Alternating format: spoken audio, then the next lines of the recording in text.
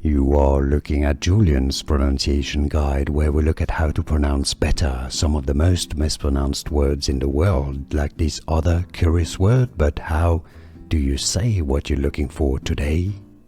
Let's learn once and for all how to pronounce this word correctly. In English, British English and American English pronunciations are similar, so it's easy once you know. If you want to learn more vocabulary, stay tuned, got many more for you. English pronunciation, how to pronounce glaze.